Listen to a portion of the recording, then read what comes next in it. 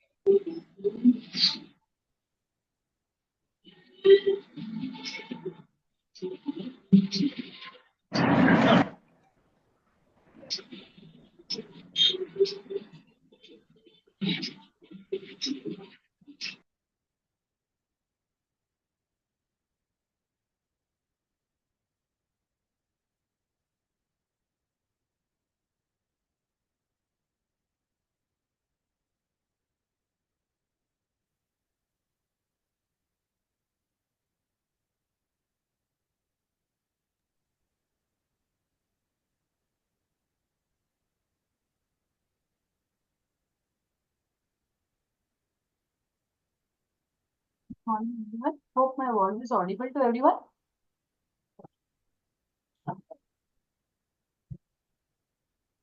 To start with, the contents that we will be discussing in the today's session on the ESG and sustainability development through the paved paths of ISO 14000 standards.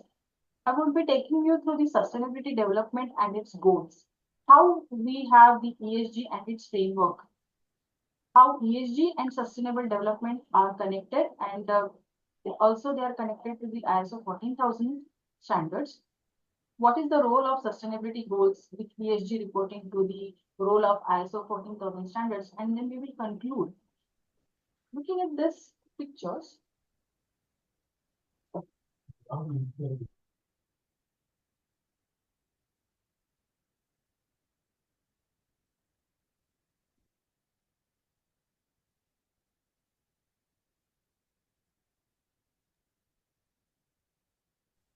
looking at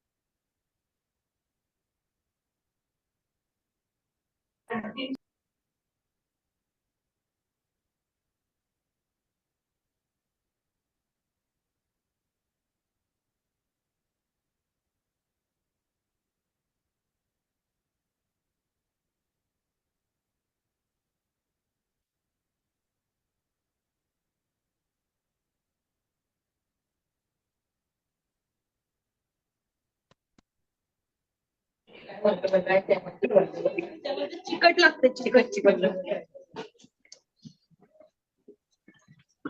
साबण जास्त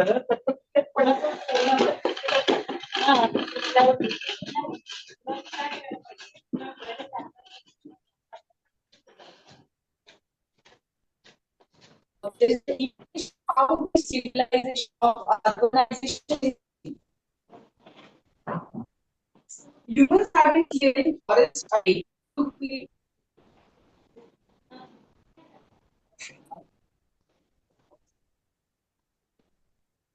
So because of the Ukraine of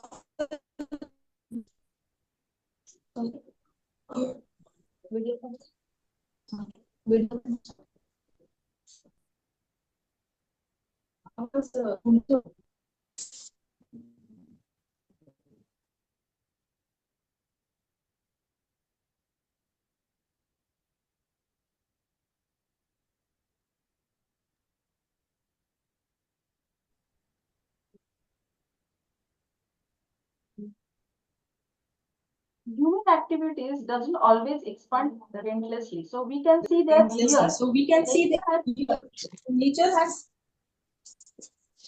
reclaims the land. So reclaims the like land. in case of Chernobyl, which is in Ukraine. So this is the place where there was a devastation of the nuclear plant, and it was in 1986. But with time, when the people had left the region and allowed the nature to take its place, so nature could heal itself. And in 2001, we can see the green pastures being returning back into the area and the radioactivity being decreased in that area. The picture next to the right side is about the Alaskan Columbia glaciers, which have been seen to be melting very fastly. Looking at again this image, we can see that earlier these glaciers were intact, but with the increase in the temperature of the earth, we see that these glaciers are melting, and as a result, we have lots of flooding, which is being seen as a result of the climate change.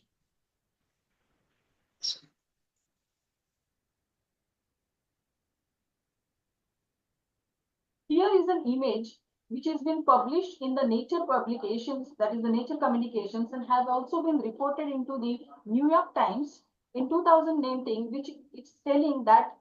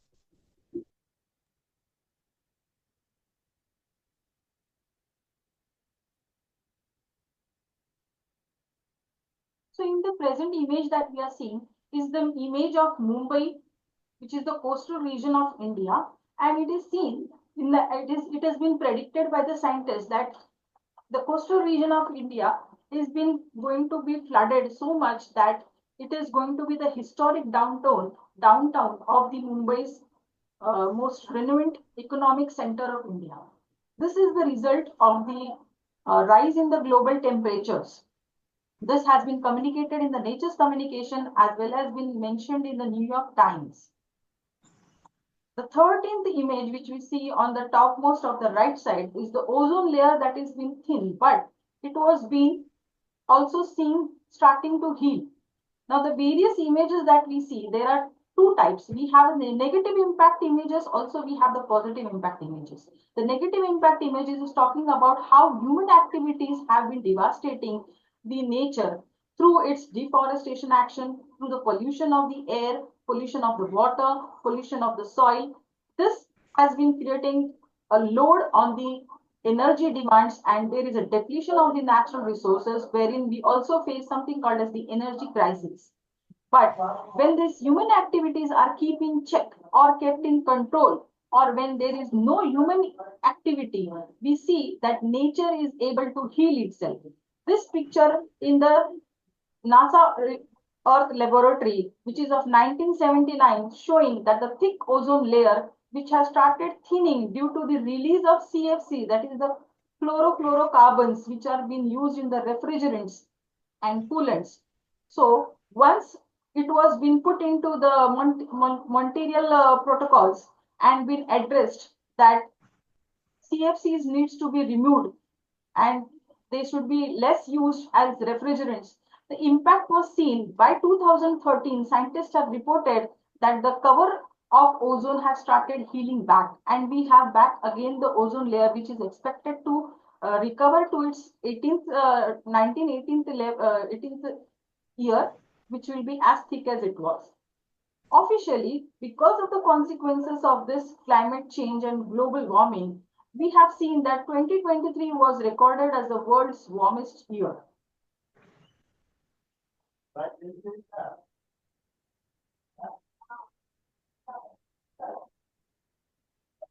So we need to understand what basically is greenhouse effect and why do we have the global warming or the climatic change.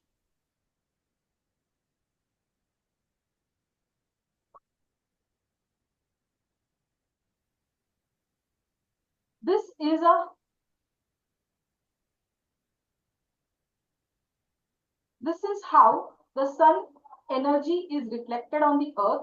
Some energy is reflected back, some is absorbed, and there are certain gases which are called as the greenhouse gases which radiate after absorbing this energy in different directions and thereby keeping the earth warm.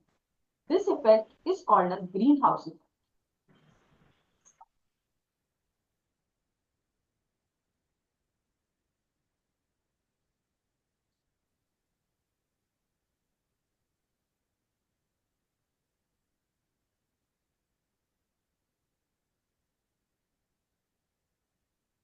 Now, these greenhouse gases or this greenhouse effect is actually not a problem to the earth.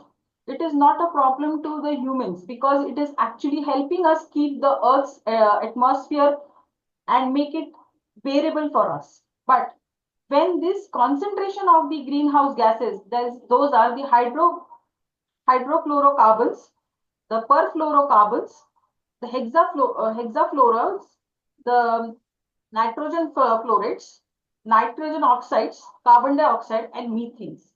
Together, they are called as the greenhouse gases. These greenhouse gases have the potential to absorb the energy and radiate it back.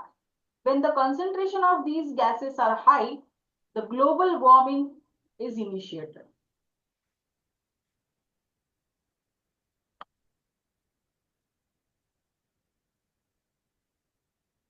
So we saw that there are two things. We have the positive impact when we do not have any human activity indulging into causing of pollutions. But when we have uncontrollable human activity, there is a pollution.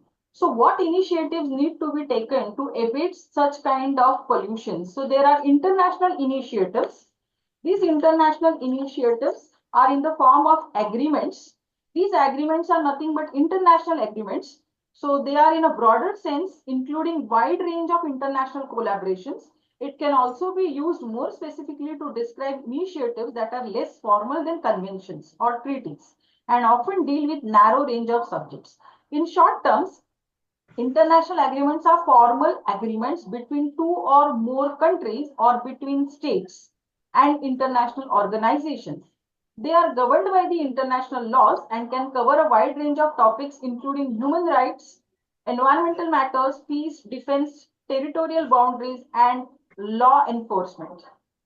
Similarly, we also have conventions. So they are basically multi-layered treaties or with many parties, and they are open for participation by international community as a whole or by a large number of states.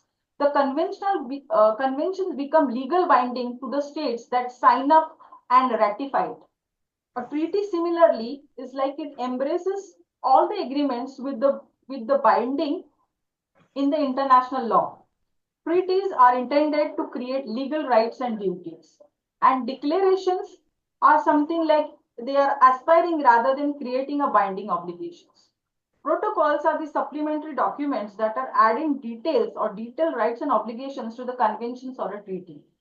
These international initiatives, in case of environment, are taken by the United Nations, formed together by the 196 parties, 193 countries which have come together under the umbrella of UN. We have the UNEP, that is the United Nations Environmental Program, which also has multi-layer environmental agreements.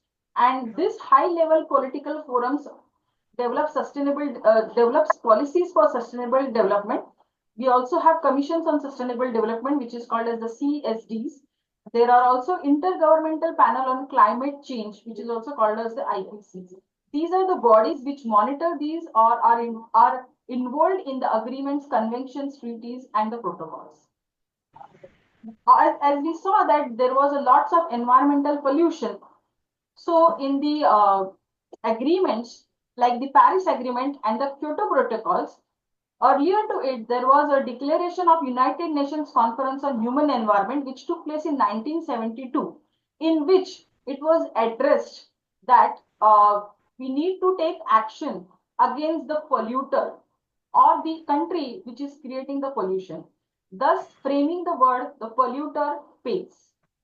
In Rio de Janeiro, the declaration of the environmental development which took place, it emphasized on reducing such kind of emissions into the environment which are leading to the global climatic change or global warming. So basically, what are these protocols and agreements? So the important agreement is the Paris Agreement. The Paris Agreement is a legal binding, that is an international treaty on climate change. It was adopted by the 196 parties at the UN Climate Change Conference, that is the COP. Now it is the COP 28 has already been done, and we will be moving forward for COP 29, which is supposed to be in November. Its overreaching goal is to hold increase in the global average temperature to well below 2 degrees per industrial levels and pursue efforts to limit the temperature increase by 1.5%, 5 degrees greenhouse gas emissions by 2025, and the least and the decline by or at least decline by 43% by 2030.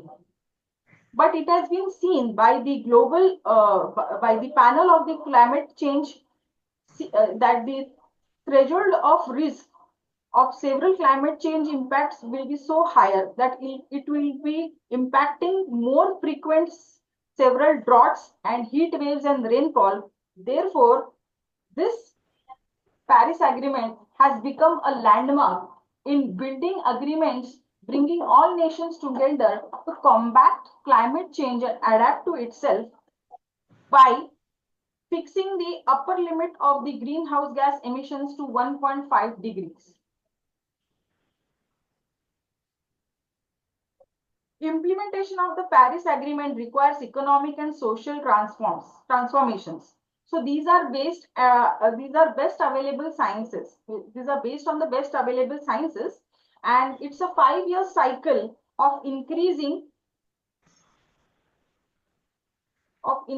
ambitious climate exchange, or that is carried out by the countries. It is for the government all over the world that they should limit the temperature rise through their emissions of pollutions of the by these greenhouse gases to 1.5 degrees by 21st century to 100. This is required, or this will be helpful in reaching to what is called as the net zero carbon dioxide emissions by 2050, among with deep reduction in emission of other greenhouse gases. Achieving net zero carbon emission is not just an environmental imperative. It also presents significant opportunities for organizations of all sizes. This includes cost saving, energy efficiency, improved brand reputation, alignment with the increasing consumer and investment demand for sustainable practices. So what is the concept of net zero, and how do the benefit is reaped by the business? So it is very important to understand what is net zero. So net zero is like we have this climate changes which has been coming, and this climate change or shift in the temperatures is because of the greenhouse gas emissions. So if we want to achieve net zero, then net zero, and there is another similar word which is also well known among the business sectors, that is called as the carbon neutral. So when we say carbon neutral and net zero, are they same? So the answer is no. What is the difference between the carbon neutral and net zero is the shift of net zero emissions can be achieved by reducing emissions at their source and counterbalancing the residual emissions through carbon dioxide removal. Emission reduction in process of direct cutting down the emissions of all GHG, that is the greenhouse gas emissions, through removal involves like you have carbon sinks. Carbon sinks means we can plant trees. So carbon dioxide is a greenhouse gas.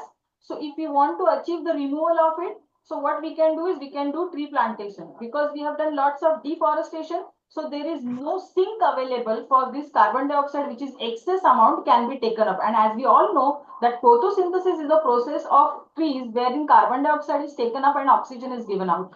That's how this is a science-based solution which has been put forward in the Paris agreements. So to start the initiative of soil carboning management, biochar, direct gas, that is the carbon capture, and storage of absorbed carbon dioxide, or tree plantation. So these are like acting as the sinks for the greenhouse gases. Again, what is the difference between then the net zero and the carbon neutral is, so action towards the net zero consists of ambitious emission reduction across the value chain, systemic changes across sectors, and active removal of CO2. Business can become carbon neutral on their way to reaching their net zero goals. That means when I'm balancing my emissions, how much is my carbon footprint?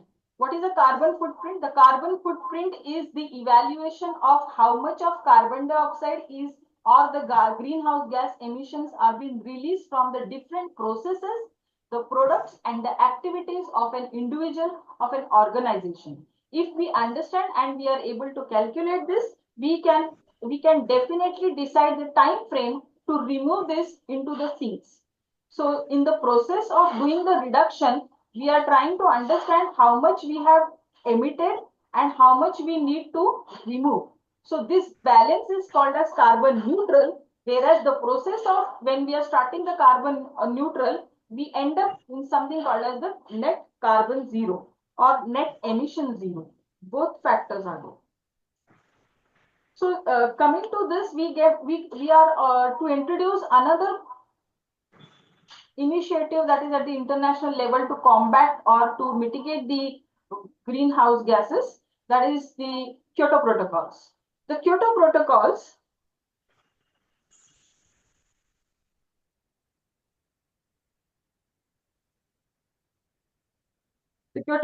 was adopted in 1997. Owing to the complex ratification process, is entered into the force by 2005, and currently there are 192 parties to the Kyoto Protocol. So Kyoto Protocol operationalizes the UNFCCC, that is the United Nations Framework on Climate Change, by committing industrialization countries and economic in transition to limit and reduce greenhouse gas emission in accordance with agreed individual targets.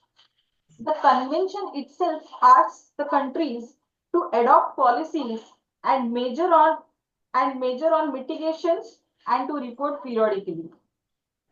The Kyoto Protocol mechanism, so it has a first commitment period, and there is also a second commitment which is called as the Doha, which had taken place in Doha, that is in Qatar, which was in 2012. And at this, the Kyoto Protocol was adopted for the second commitment period starting from 2013 until 2020. So here there was additional of 147 parties which accepted the instrument, and therefore the threshold of 144 instruments entry into the Doha Amendment was there. There were certain amendments that took place in this Kyoto Protocol, wherein the list, as in the form of annexaries or the list of the countries which are adopting these protocols, has been published. And there are 37 industrialized countries and economics in transition, and European Committee committed to reduce GHG emissions on an average of 5% against the 1990 levels. So how does this Kyoto Protocol mechanism works? It works based on the three market-based mechanism. One is called as the international emission trading, second is called as the clean development mechanism, and third is called as the joint implementation. Under all these, the emission trading is the important concept which was put forward through these mechanisms. What is emission trading? Emission trading is like the polluting country or the developed country has to take the load, means they are only these developed countries are heavily burdened under the principle of common but differentiated responsibility and respective capitalism. So they have to pay for the pollution that they have caused, and they have to pay to the developing countries. Now, there is a period, that is a period of pre-industrialization period, industrialization period, and post-industrialization period. So industrialization period was the period when that is the European countries had started industrial revolution, wherein they had started utilizing the natural resources, that is the coal extraction, deforestation, heavy urbanization. These all activities were taking place, and the major contributors are the UK, that is in the European, that is the US. Further, right now in the developing countries, we have India, which is one of the developing countries. Now it is shifting towards the developed nation. China initially was under the developing country. Now, because of its increase in the population and the demand has increased, so it is also being accounted as a polluting country. So the Kyoto Protocols says that these developing countries needs to pay heavily. So the emissions are actually traded. So in the forms of a removal unit.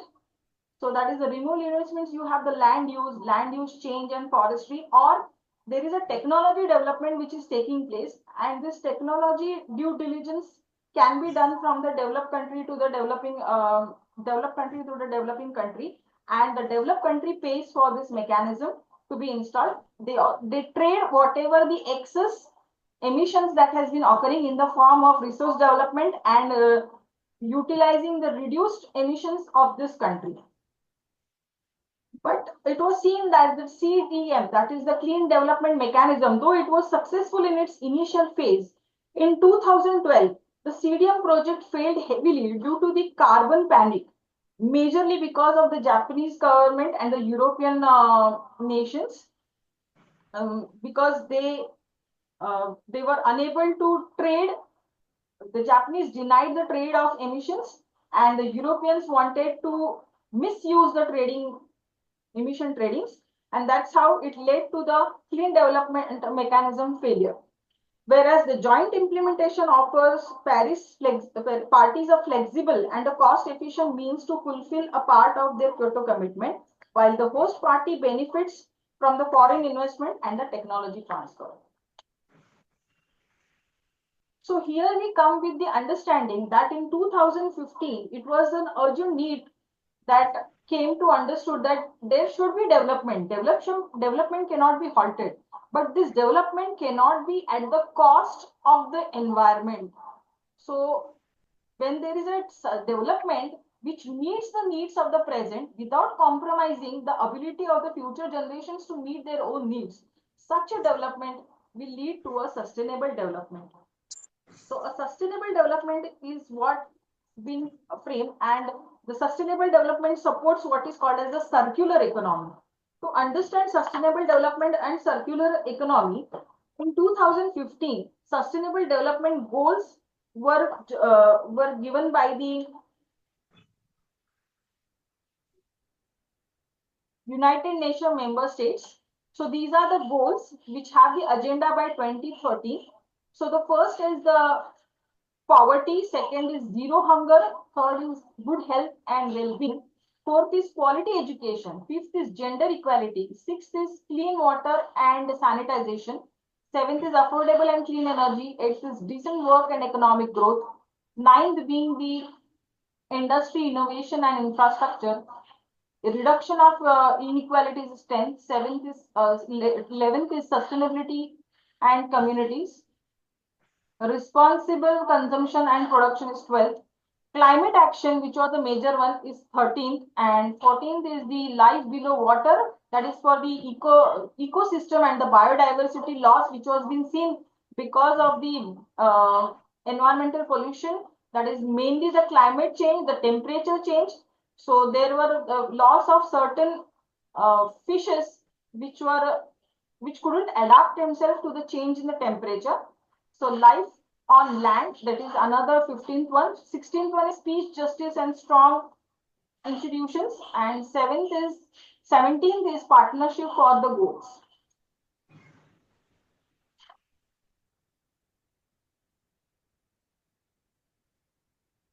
So when we talk about sustainable development, here if you see, when we have a linear economy, that is we have environment and social. So when we contribute these two factors, or these are the three pillars, I would say, the social, economic and environment.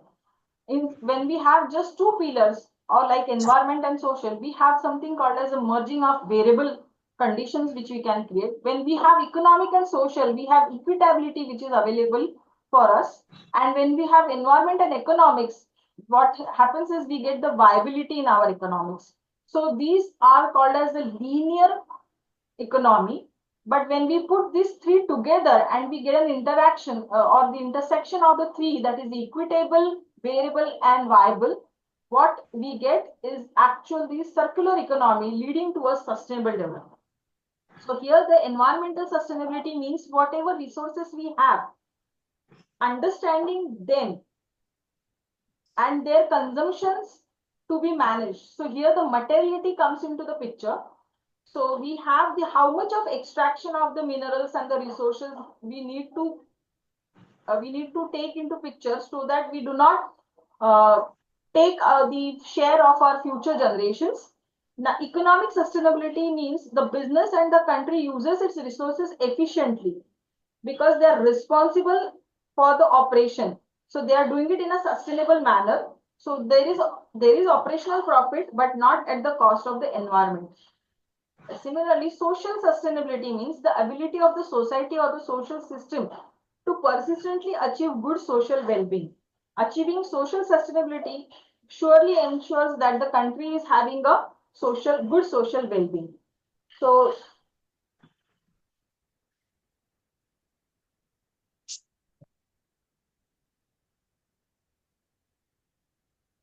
since it is always beneficial that rather than penalizing, perks always are the most preferred ones. So the earlier one policies were emphasizing on polluter pays. So there was a change in the rational and the thinking, and what we came up with was who cares means. Who cares means if an organization or if a country is aware about its pollution activities and is able to curb them or to cut down them, that means they are caring, and so therefore they win. So this principle is based upon the three P's, that is the people, planet and profit. And this terminology took into the picture which is called as the ESG. So the ESG, or the environmental social governance, is actually a term which is already well known into the investor community. It was only by 2004 that the United Nations Global Compact first coined this word as environmental, social and governance. The environmental aspect is called as the E part into the ESG, where it encompasses monitoring and managing a company's impact on vital resources, that is the biodiversity, waste generation, recycling, Whereas the social one involves the effective employee management, responsible supply chain practices, community engagement, customer relationship. These elements addresses the company's social responsibility and impacts on the stakeholders. The G in the governance is actually the broad composition, independence, experiences, management track records, disclosure practices, shareholder relationships, and compliance check. These elements assess the company's governance structure and its adherence to ethical and legal. So the ESG it has enjoyed global prominence for the 2 decades, but its principle has come far older. So actually, it is in the roots of the responsible investment started in 1970s, where the social responsibility investing, also known as the SRI, had emerged as a way of the investors to align their portfolios with their values. The movement gained momentum in 1980s with the divestment campaigns against companies doing businesses during. So over the time, it was seen that SRI steadily evolved, and what we look today is also called as the CSR, that is the corporate social responsibility, which focuses on the social issues such as human rights and supply chain ethics. But then again, in 90s, that is in 1990s, the mainstream, that is the investment strategies were given importance, and so they could potentially improve the financial performance and the risk management. So ESG issues now focus on something called as the greenhouse gas emissions. In 1997, Global Report Initiative, that is also called as the GRI, they were founded, aiming to address the environmental concerns, though it has broadened its scope and also focuses on social and governance issues. As I said, ESG in Millennium, like it was discussed in the 3-day summit in the New York, and that is called as the Millennium Development Goals, or also called as MDGs. These MDGs are further been replaced by something called as the Sustainable Development. So ESG has actually come prior to your sustainability development concept itself, because in ESG there is something called as in the MDGs they had set goals and factors, that is the Carbon Disclosure Project. This was very important. It was founded in 2022 sorry 2002 with 245 companies and responded to the 35 investors who asked the climate disclosure. So in 2004 the ESG became an official after its first mainstream appearance in the report titled Who Cares Wins. This is how ESG had come into the picture. But the decades later to this, the framework started developing. So there are the ESG frameworks. So the ESG frameworks are providing guidance on how the companies should integrate and report the ESG factors. So some prominent being the PRI. So the PRI is also one of that is the Principle for Responsible Investment, Climate Disclosure Standard Boards. So CDSB is there, and then you have the Sustainability Accounting Standard Boards, that is SASB. So today companies and investors still rely on these principles and frameworks. By 2015, now when the Sustainable Development Goals had replaced these MDGs, that is the Millennium Development Goals. So there had been new frameworks which came into the picture, and that is called as the TCFD. So TCFD is the Task Force on Climate Related Finances, and it was founded in 2015. The goal was to provide standards for climate related disclosures for financial institutions. And then in 2017, it was 140 CEOs gathered to sign a compact for responsible and responsive leadership, a compact. And the pledge was taken, which came in 2020. So if we look at ESG today and how it will be tomorrow, so we can say that ESG has certain strategies, and it is trying to put up a kind of a framework which can be which can be of standard, but there is no as certain which particular framework should be followed. So how do we select? How do we select the framework, and what standards should be selected? So reporting ESG framework, had because the different NGOs, different stock exchanges, business groups, non-profit organizations, they had come together to give ESG framework existence. So there are dozens of frameworks, and which one to go for. So selecting of an ESG reporting framework depends on the first, like, potential for impact. What is the potential for impact that we are looking for? Are we looking for the materiality? Because we said the materiality is very, very important. Materiality context is what we have a large scale e-commerce company, which may shows to have packaging material and environmental waste, that is the supply chain labor standards and business ethic as a governance. So you have waste material for the packaging becoming the environment, supply chain as a social one, and business ethics as governance. So for this, the risk matrix will be consisting of materiality. So materiality is the one thing which it will focus on. Then assessing double materiality. What is double materiality? Double materiality is if a particular company, like I have Tata Groups. So Tata Groups has its stakes into different, like it has shares, it has equities, it will also have something called as the some operational controls, and some as shares. So how much percent of the emissions are coming from each of this materiality, it needs to check.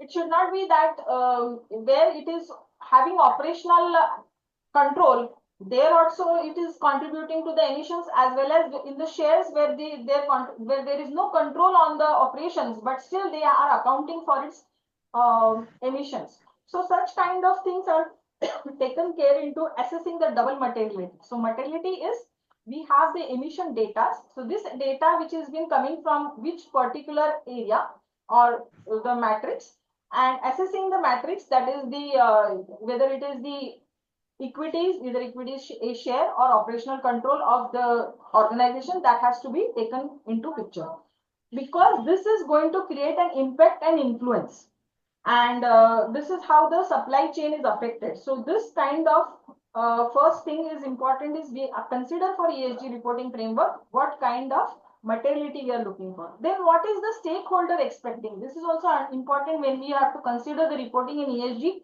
from the stakeholders expectancy.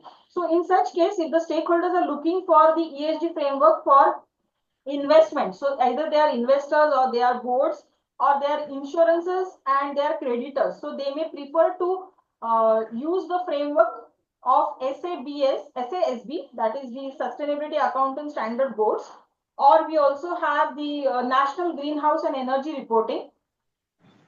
So these are the based upon the, so we can have structures, sector specific. We can have geography specific. Like I have this Energy Star. Energy Star is the one which is specific to North America and other selected countries. So it is only applicable over there. So the framework will be selected if we are accounting for that. Now we have sector specific, like the GRESB. So the GRESB is a global real estate sustainability benchmark. So here we are talking about the real estate and infrastructure portfolios. So then the framework can be selected based on that.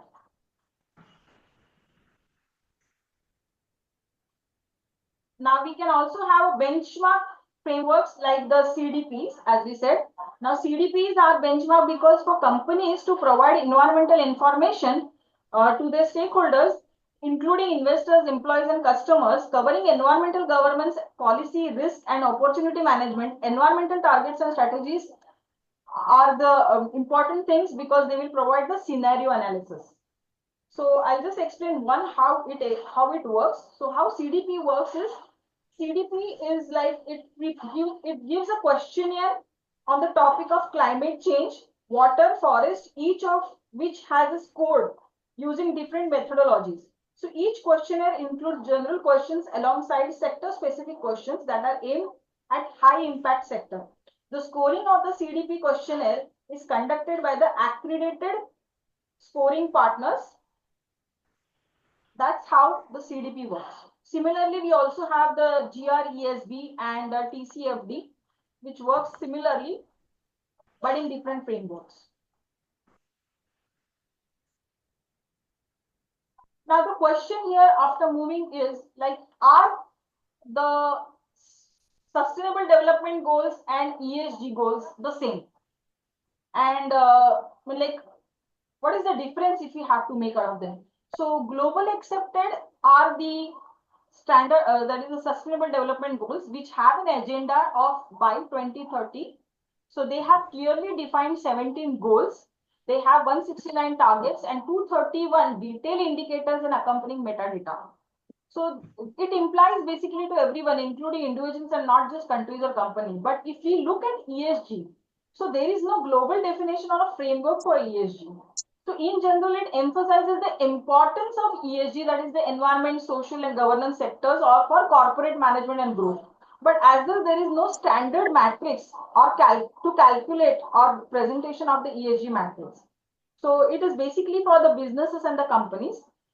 If we look at the intersections between the sustainable development goals and the ESG, which are, like how much, if I look at the sustainability development goal, that is the clean water and sanitization, that is coming under the E of the ESG. Again, we have the affordable and clean energy, which is the sustainable development goal, the climate action. These all goals are being covered under environment. If we go for the social, then equality, gender, we have peace and justice. These all come under the social. And for governance, we have, the gender equality comes under the governance. And we have the climate action also coming under the governance, because the policies may come up for some kind of climate mitigation action. So they are also considered under the governance. So thus we think that there is a linkage between the sustainable development goals and the ESG factors.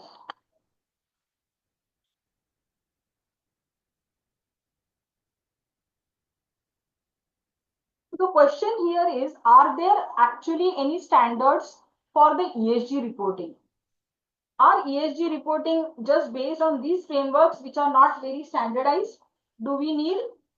So yes, at present, there are no standards like ISO standards for ESG, but they are working on it. Unlike we have ISO standard for net zero guidelines. So we have net zero guideline of ISO, which is based on achieving net zero by as per the COP27, which was held in Egypt in 2020. The principles are provided as a roadmap for organization, including businesses, on their journey towards net zero GHG emissions. The net zero guidelines provide common definitions, high value principles, actionable guidance towards achieving net zero by 2050. They also help entities to make credible claims and develop consistent reports on emission reduction and removals. So what basically is included into a net zero ISO standard is emission reduction, carbon offsetting, transparency and accountability, stakeholders engagement, equity and justice. So ISO standards and climate change are existing. So what basically we need to understand is, we know that sustainability goals and ESG standards are matching up. So can we have ISO standards also, which can, be developed for the ESG? So the answer comes through, what is basically an ISO?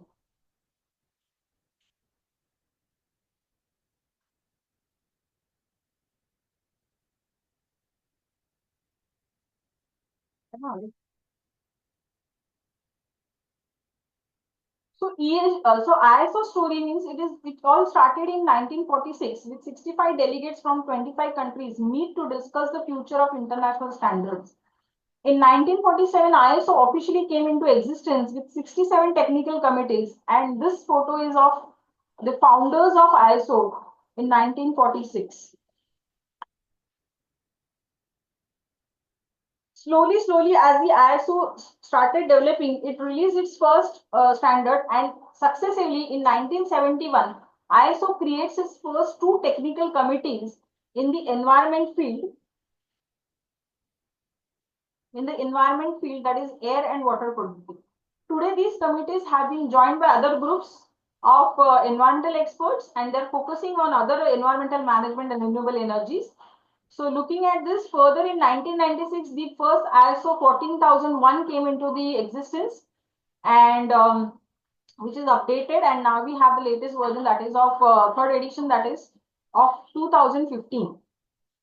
Similarly, in 2010 came the launch of 26,000, that is the first international standards providing guidelines for social responsibility.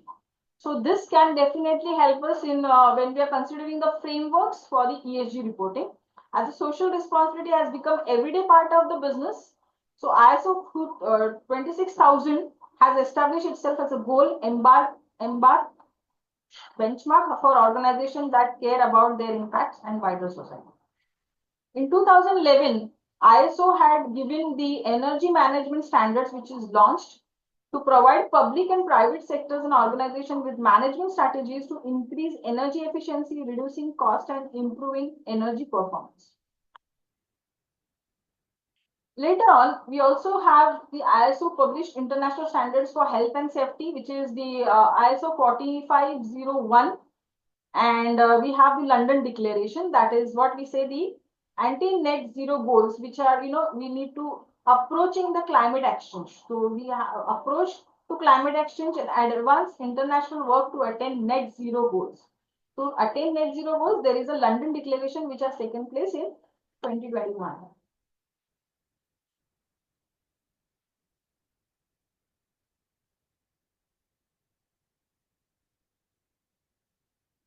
Before we start with the ISO 14000 and its family, just to understand about ISO 14000 for sustainability development, if I have to consider,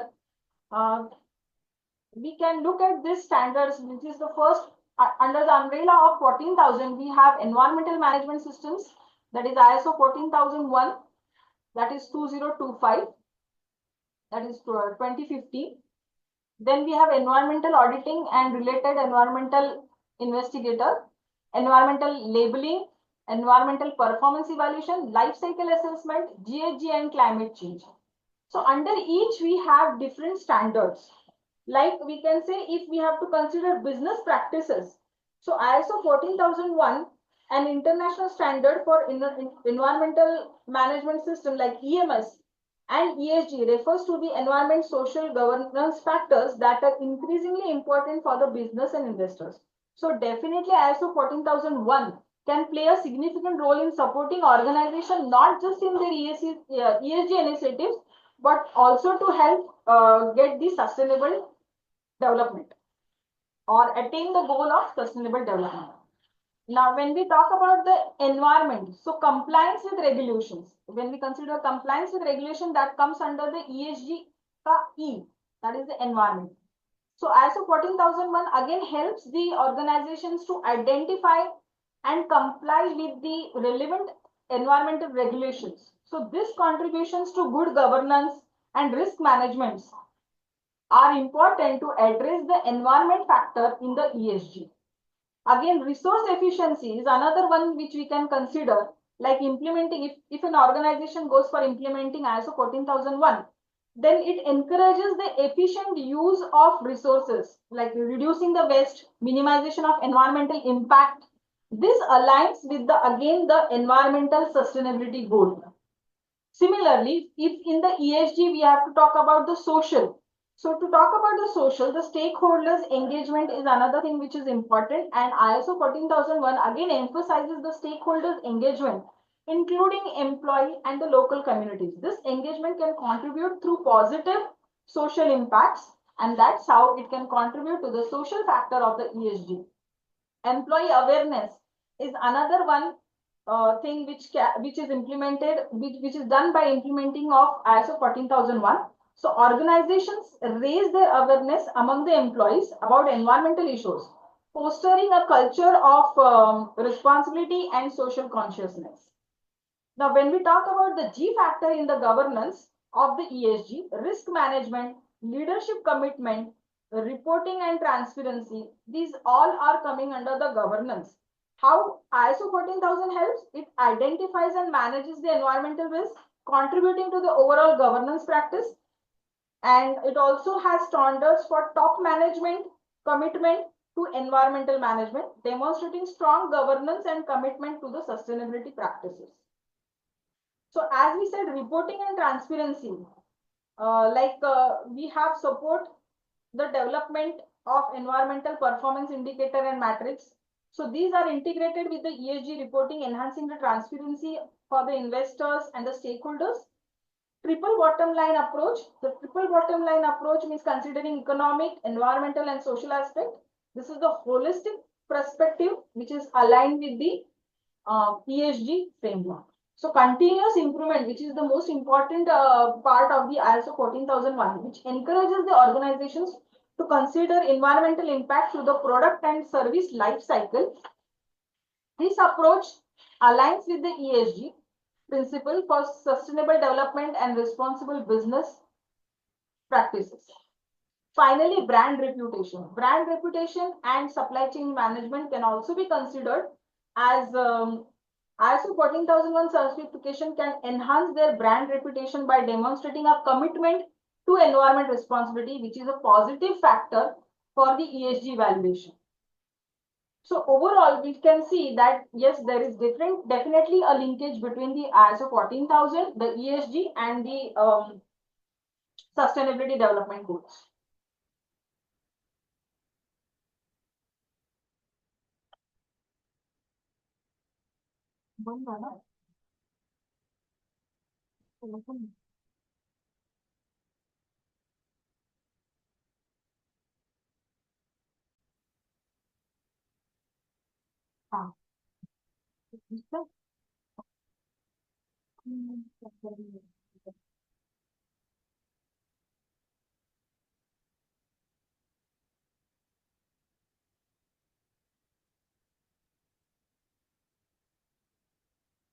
Let us understand the introduction or the ISO. What is ISO 14001? So as to we can conclude whether in a true sense we are able to justify the sustainability development and also the ESGs.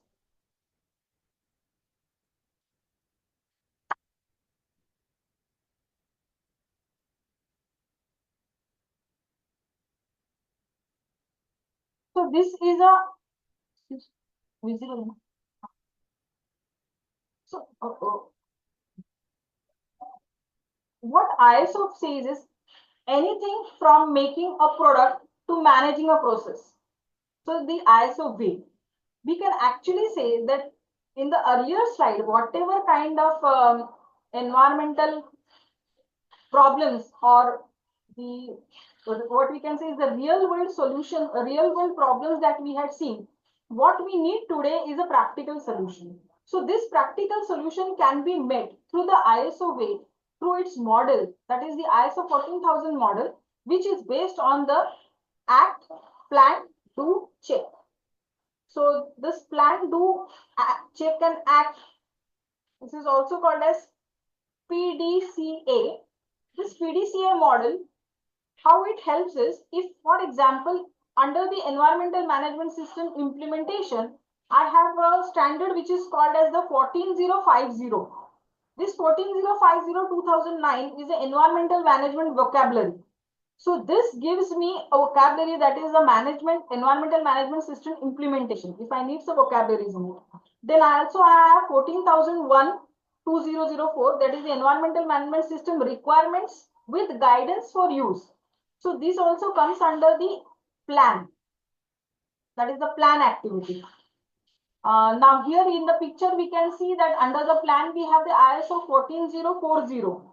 So 14040 is the life cycle assessment. So description of environmental preferences of products. So this is how we can plan. Now when I go for the do activity, so in the do I have the 140. Again, if I have to consider the greenhouse gas or conduct life cycle assessment, then I have 14040, which I can do in the do. And I have the 14044, that is the life cycle assessment requirements and guidelines. I have 14049, that is environmental management life cycle assessment examples of application. And For the managing of greenhouse gas emissions, I have 14,0641 and 14,0642, which comes under the do.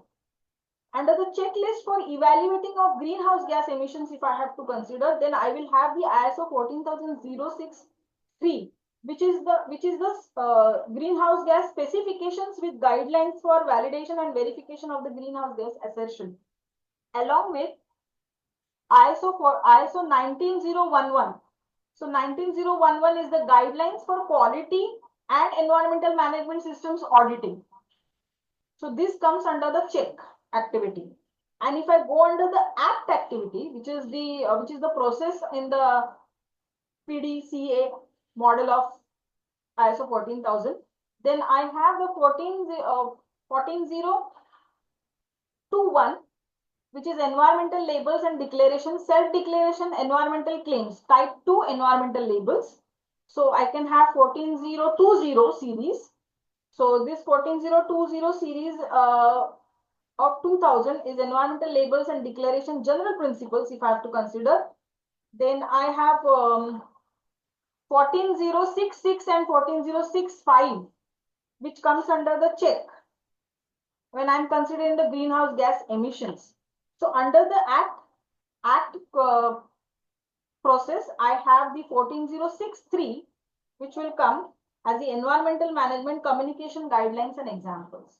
So with this model, we are able to actually provide, by planning, by implementing, by assessing and acting on it, as a practical solution to the real world problems of environment like pollution, climate change and greenhouse gas emissions.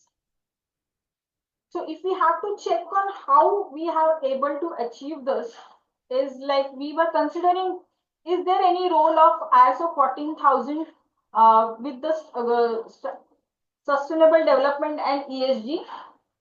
Then we can say that there is a direct contribution of good health and well-being. So we have this sustainable development goal achievable through the ISO 14000 implementation, which also will be able to justify the ESG reporting. So this is the reducing the negative impacts caused by the hazardous chemicals and pollution and contamination of air, water and soil. Then we have clean water and sanitization. So eliminating landfills, reducing environmental pollution, minimization of release of hazardous chemicals and materials. So through this ISO 14000, there are standards which can help in addressing the clean water and sanitization. When we talk about quality education, so fostering knowledge and skills requires sustainable development among employees and customers. So yes, we have ISO 14001 standards which talks about the quality education, and we have standards which can help in that.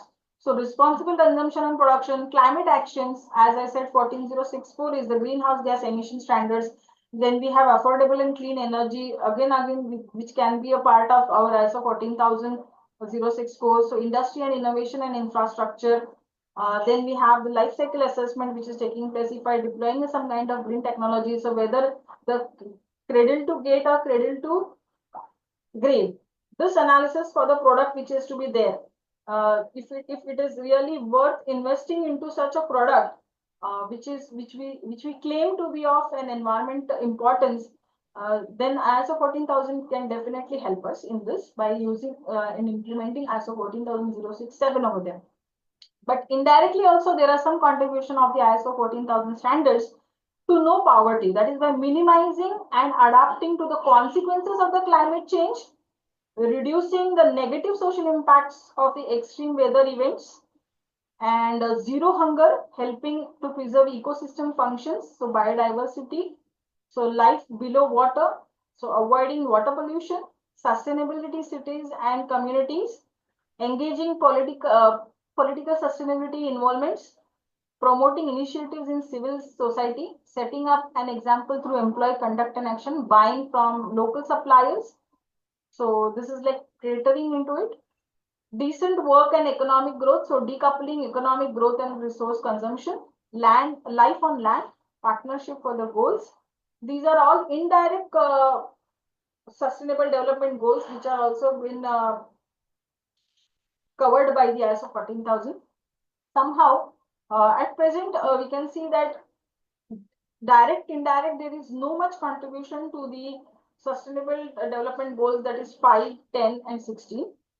That is, if we have to summarize of how sustainability development goals can be achieved through the implementation of the ISO 14,000 is, if you look at this number, so for example, the first one is no poverty. So in ISO 14,000, or sorry, ISO standards, we have approximately 420 standards which can help in implementing and understanding to achieve this sustainable goal. Similarly, if we look at 13, that is the climate action. So there are in all 1585 standards in ISO which can be implemented to mitigate or to evaluate calculate the emissions related to the greenhouse gas emissions. So what we can conclude from this is the real world problems needs practical solutions. So definitely ISO 14,000 provides a framework for organizations to systematically manage their environmental impacts. In doing so, it supports and complements the ESG goals and the initiatives. Thus, integrating the ISO 14,000 in an organization management system can contribute to improve ESG performance and overall sustainability.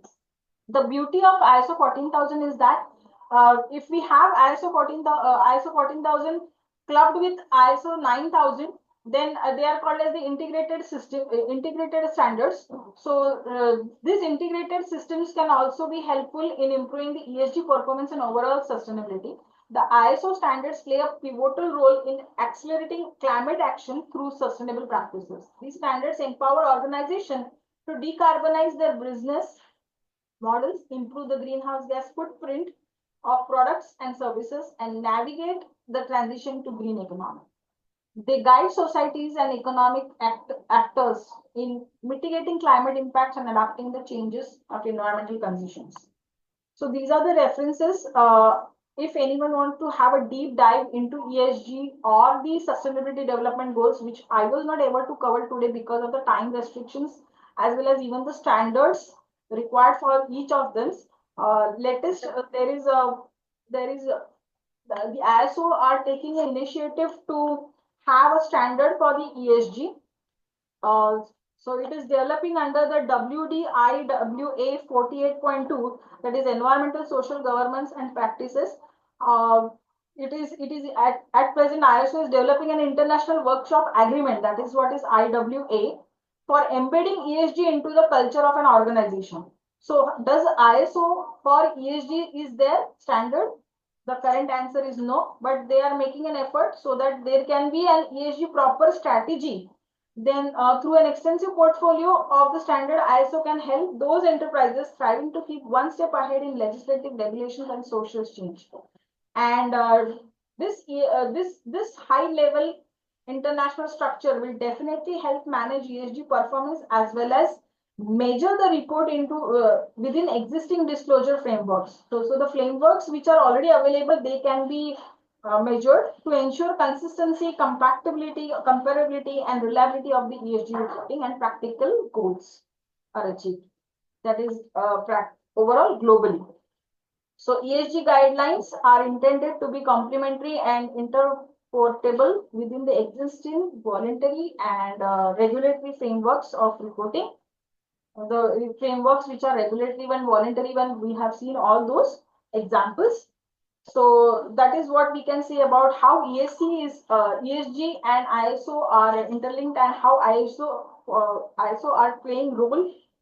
So for climate change, as we said, we already have standards like ISO 14090, that is adaptation of climate change, 14,0641 greenhouse gas, and 14,068 which has come, that is the carbon neutrality, which we have discussed. What is the difference between a carbon neutrality and net carbon emissions?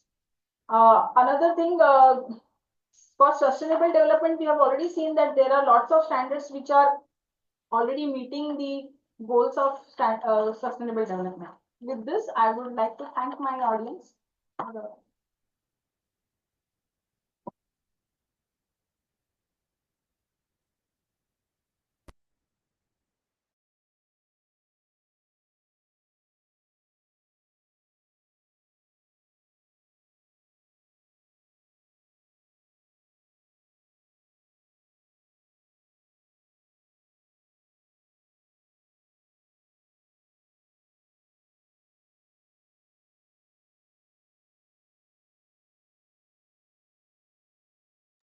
So now I would request if anybody has a question for me.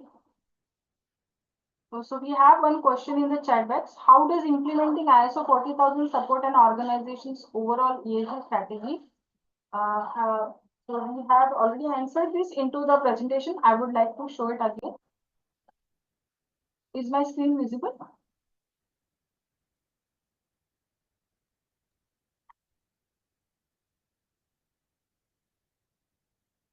As we just now said that the ISO 14000 has got this model, and in this planning we have this assessment, we have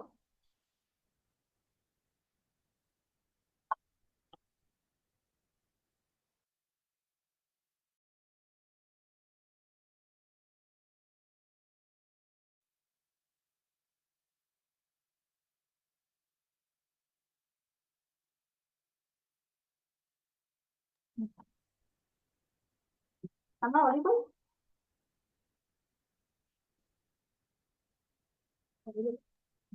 Yes, ma'am. Yeah.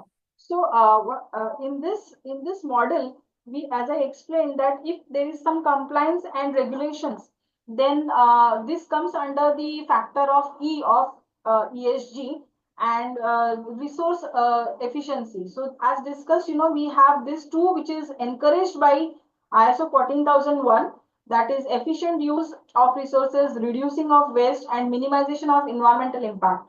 So we definitely have 14,000 standards which can cover this. If we have to look up for those into the family of the ISO 14,000, then the 14,001 itself will be supporting this. Then when I'm talking about the social may I have employee awareness. That employee awareness of the S factor in the ESG can be taken care again by the 14,001. That is organizational awareness among employees about the environmental issues and its actions or the cultural and responsibility. Finally, the governance, that is the risk management, which is a part of the ISO 14001. So it helps in identifying and managing this risk and contributing to the overall governance of the organization. I hope I have answered the question.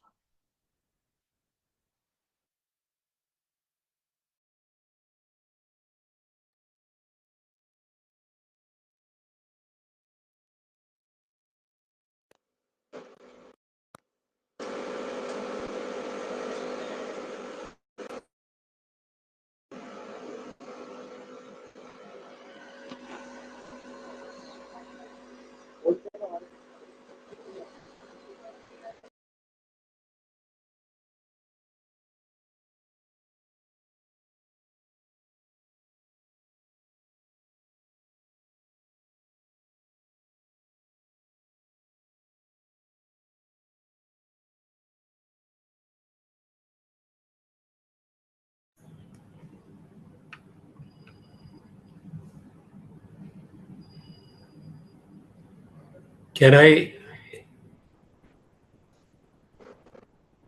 have some questions? Yeah, sure. Yeah, yeah. Thank you very much, Dipti. It was very nice. You could cover quite a lot about the SGS and sustainability development, and you could also correlate with ISO 14,000, how it can be uh, improved and implemented, taking ESG, because everybody is talking about ESG. Now, my basic three, four questions which have been cropping in my mind. First of all, you have given so many related ISO standards, so it confuses me. So many standards. Now, can we limit only one or two basic standards which are related to this, which is 26,001 and also 14,001, rather than going through so many standards? So Yes, one question is this, and second question is now, as in this Paris Agreement and Kyoto Agreement, that developed countries are already damaged the environment, greenhouse effect, and all these things. Now, if the developing country has to be go for it, then their development will be stopped. So next question is that one. And plus, now fast urbanization of developing countries, how it is related to your environment and ESG. And third basic question, if you see in India, although infrastructure is developing very fast, but still, if you see today, our lot of vehicles are stranded on the road and takes a long time to reach their destination. Of course, you gave some solution that we should avoid and use the local supply chain. So these the three questions. If we can put little light on that one. Thank you, Dipti. Thank you. Yes, sir. So the first question which you had asked is sticking only to 14,001 and 2000 2600 standards for ESG. Am I correct, sir? If we can limit ourselves. Yeah, Yes, sir. Definitely, sir. But sir, the thing is, there are lots of interconnecting definitions that have been that has to be seen. Because when we talk of social responsible, that is CSR. So 26000 is social responsibility, corporate social responsibility or social responsibility. So if we see that standard in that, there are certain terminologies which are referring to the environment. So I will have to look into the what we say the connecting standards to refer them and how the implementation or whether it is guideline providing any guideline for that particular implementation. So only yeah, for that point of view we need it. yeah. In fact, those guidelines are related to consultant who will provide the consultancy. For them, it is there. But the organization who is implementing the ESG and has to follow the basic management system, that is the environment management system, and then also social accountability and responsibility, ISO 26001. Yeah, Of so course, this can be through the integration of the two standards, two or more standards, that is the integrated systems can be implemented in that case. Also, the second thing is right now at present ISO has not come up with a specific standard for ESG, but they are planning to because they have already initiated a workshop, that is international workshop, wherein they want to make a particular framework which is acceptable and globally which is in a continuity and same frame.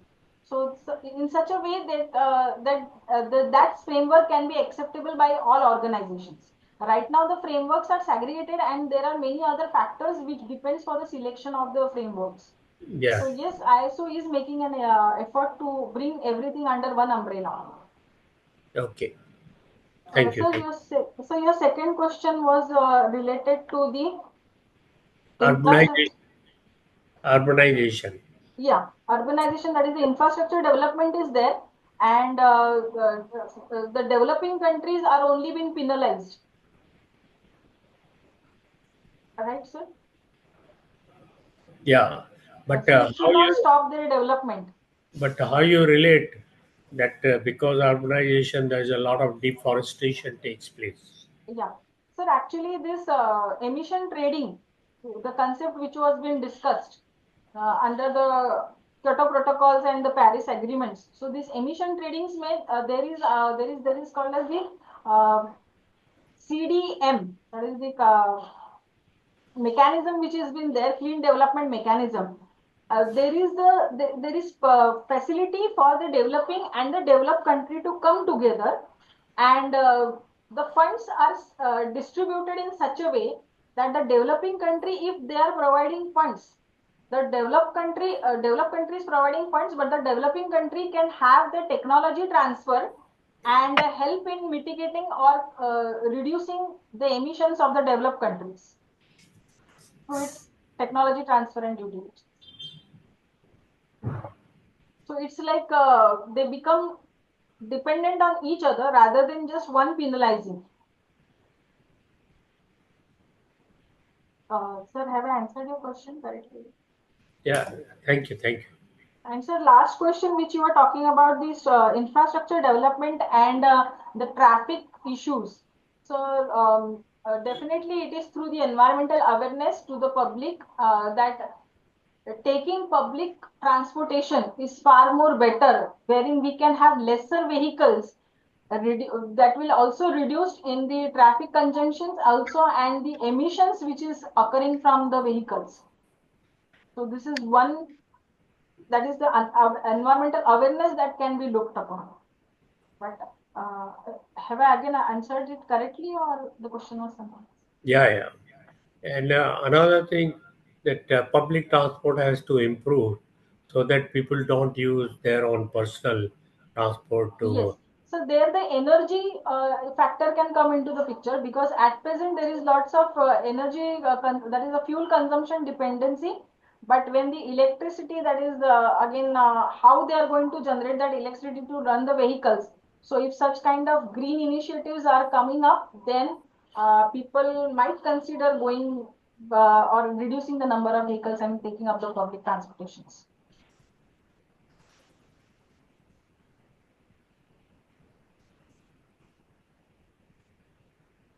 Thank you, thank you. Thank you, sir. In fact, our central cabinet minister, Mr. Gadkari Saab, has come up that soon he'll be having vehicle running on water. Water means H2. Hydrogen, yeah, water. So that will also reduce a lot of greenhouse emission and more better ecosystem. Of course, these are on development stage. It may take very few years now. Thank you, thank you. Thank Thank you, you. sir. Thank you. You can ask anybody has any question. Anybody in the audience, please, if you have any questions.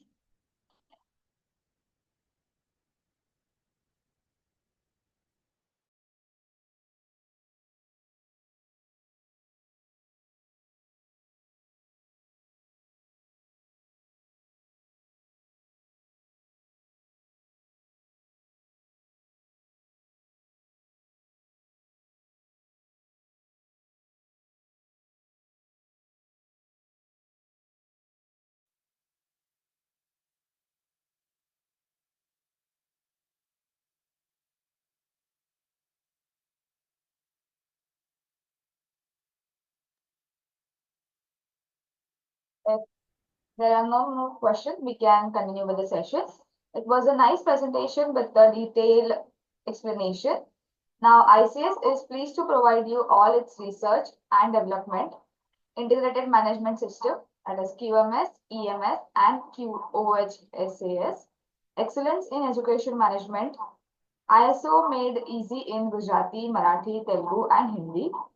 For reading any of the above books, please contact Ms. For the given details on the screen.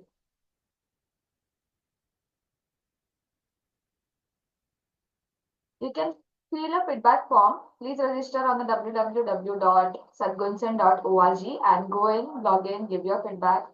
Please let us know how the session was. Thank you for being a part of Sadgunsen.